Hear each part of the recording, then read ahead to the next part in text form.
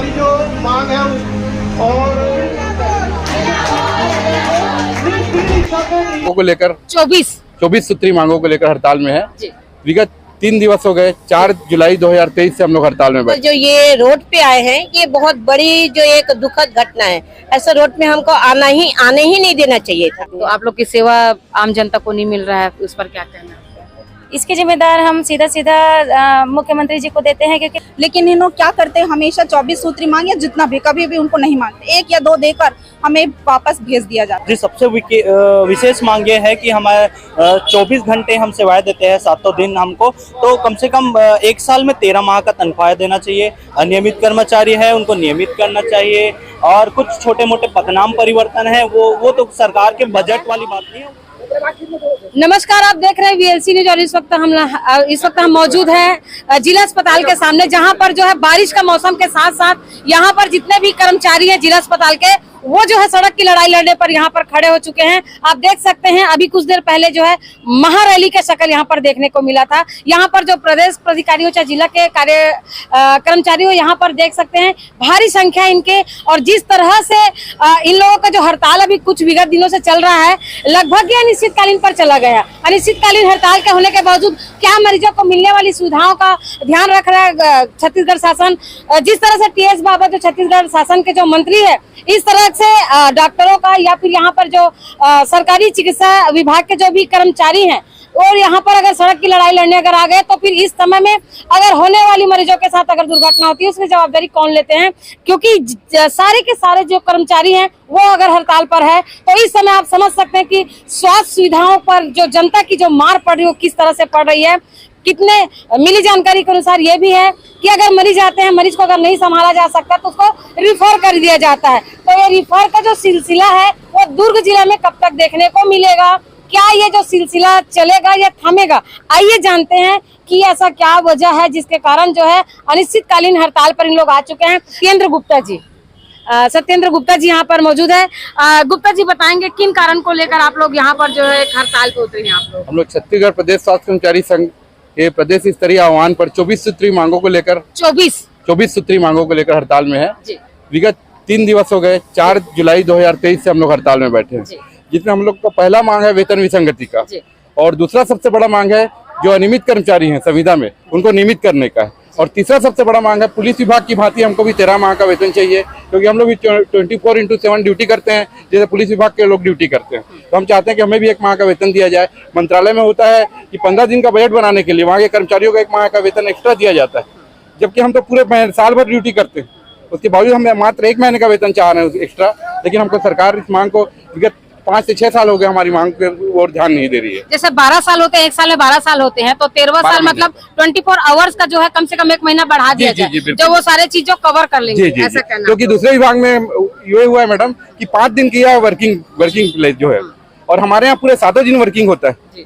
तो हम चाहते हैं कि हम लोग को उनको 2 दिन का छुट्टी मिलता है सप्ताह में, हमको वीकली ऑफ मात्र मिलता है 1 दिन, जबकि उनको 2-2 दिन का वीकली ऑफ मिलता है। तो हम चाहते हैं कि उसके बदले में हमको 13 माह का यानी 1 साल में 1 माह का वेतन हमको अतिरिक्त दिया जाए। ये कब तक चलेगा आप लोगों का ये हड़ताल? तो जब तक से हमारी मांगे पूरी नहीं हो जाती, ये अनिश्चितकालीन हड़ताल लगातार चलेगा, और हो सकता है अगर मांगे पूरी नहीं होती है तो इसके आगे हम लोग उग्र धरना प्रदर्शन भी करेंगे। प्रदर्शन का जो असर मरीजों पर दिखेगा, फिर ऐसे मरीज क्या करेंगे? प्रदर्शन का असर अगर मरीजों पर होता है, इसकी सारी जवाबदारी शासन प्रशासन की है, क्योंकि हमने शासन प्रशासन को विगत 5 से 7 साल से लगातार अवगत कराते आ रहे हैं। कभी 1 दिवस का धरना प्रदर्शन करके, कभी 2 दिवस का ध्यानाकर्षण करके, लेकिन कभी शासन ने हमारी मांगों को ध्यान नहीं दिया। हम चाहते हैं कि शासन जब तक से हमारी मांगों को ध्यान नहीं दिया जाएगा, हम अनिश्चितकालीन हड़ताल लगातार करते रहेंगे। यहाँ पर एक बात देखिए मैडम आप, कि कोरोना काल में हमारे स्वास्थ्य विभाग के सारे कर्मचारी फ्रंट लाइन में आके कितने शहीद हुए हमारे कर्मचारी लोग। इस बात को ध्यान रख के हमारे कम से कम कोरोना भत्ता देंगे करके प्रोत्साहन राशि दिया जाएगा, ये दिया जाएगा, 50 टका हम लोग को लालच दिया गया, ऐसा करेंगे वैसा करेंगे। कितने हमारे कर्मचारी शहीद हो गए, लेकिन उसके बदले में उनको क्या मिला? आज हम लोग छोटा सा मांग रख रहे हैं, उसके बदले में हमारा मांग पूरा नहीं किया जा रहा है। इतने बड़े जो ये होता है जोखिम होता है, जितना जोखिम हमारे कर्मचारी यहाँ पर झेलते हैं, ना जोखिम भत्ता का मांग है हमारा यहाँ पर। एक रात्रिकालीन भत्ता, नाइट डे 24 घंटा हमारे लोग ड्यूटी करते हैं, लेकिन देखा यह जा रहा है कि हमारे मांगों को पूरा साइड दरकिनार किया जा रहा है। इतना बड़ा बैठक हुआ 5 साल पहले जब गवर्नमेंट नहीं बैठी थी, तब यही भूपेश सरकार ने कहा था कि मैं जैसे ही सरकार में आऊंगा 10 दिवस के अंदर नियमित कर दूंगा जितने संविदा कर्मचारी हों। उनके घोषणा पत्र में है 13 नंबर 12 नंबर में उनका लिखा हुआ है, लेकिन उसने अपने घोषणा पत्र को भी ध्यान नहीं दिया और अपने वादाओं से मुकर रहे हैं वो। जी, आपका परिचय? मैं मंजू राय, नर्सिंग प्रकोष्ठ अध्यक्ष। जी, अभी आप लोगों का जो अनिश्चितकालीन हड़ताल चल रहा है वो कब तक चलेगा और किस तरह से आप लोगों की विचारधारा इस वक्त चल रही है, क्योंकि बारिश भी हो रहा है और बारिश में आप लोग जिस तरह से रैली निकाले थे?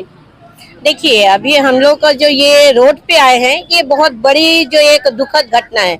ऐसा रोड में हमको आने ही नहीं देना चाहिए था। हम जनप्रतिनिधि से जुड़े हुए हैं, मरीजों से हम जुड़े हुए हैं और हम भी है, मरीजों भी है।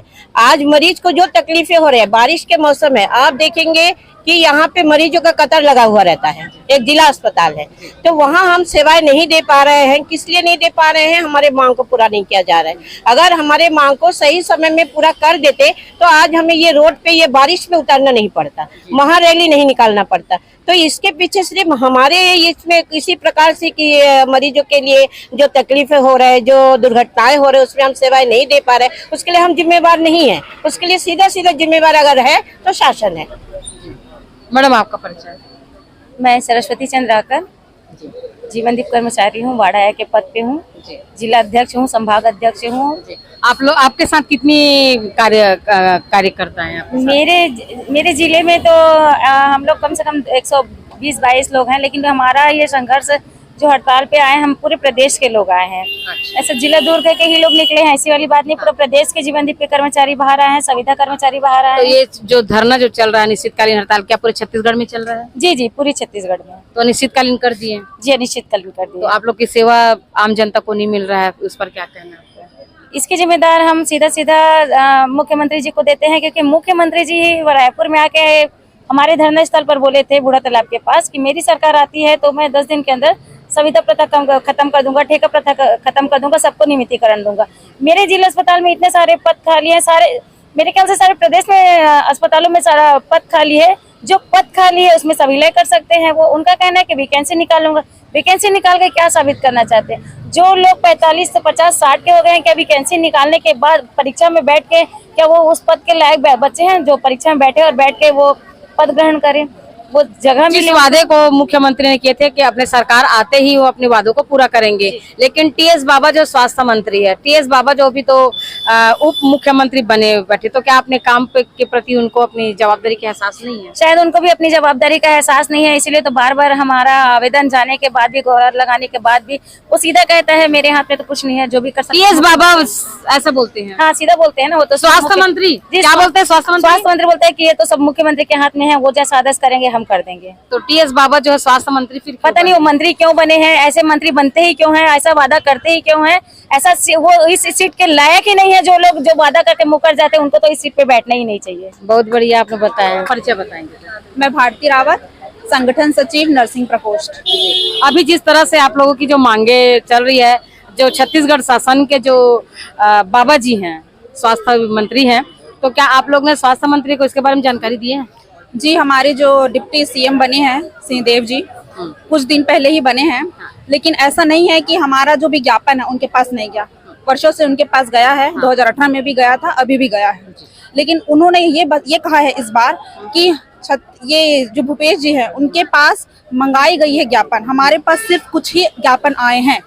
हम आवेदन अभी कलेक्ट कर रहे हैं, हमारे पास पूरा आवेदन नहीं पहुंचा। ये बोल के उन्होंने अपना बयान जारी बस किया है कि हम कितना आवेदन चाहिए बोलते हैं, कितना आवेदन? वही मैं कहना चाह रही हूँ कि 36 जिला तो 3600 आवेदन। जी, हम वही कह रहे हैं। हम उनके समक्ष उनके हाथों में पकड़ा के आते हैं, वो हमारे साथ फोटो खिंचाते हैं कि जरूर आपकी मांगे पूरी होंगी और संविदा कर्मचारी को नियमित किया जाएगा। लेकिन आज तक के डेट में ये चीज क्यों जारी नहीं किया जा रहा? आज अगर कैबिनेट बैठक बैठी गई है तो 11 बजे से अगर मीटिंग हुई है तो अभी 3 बज रहे हैं, क्यों इतना समय लिया जा रहा है जब वर्षों से ये लगातार चल रहा है? तो हमारी इनसे यही कहना है कि क्यों इतना लेट किया जा रहा है, क्यों हमें इतना रोषित किया जा रहा है? क्या लगता है, इतने सालों से आप लोगों की मांगे को नहीं माने हैं, तो अभी सरकार जो अभी चुनाव का समय आने वाला है, तो क्या आखिरी में अपने वादा पूरा करेंगे?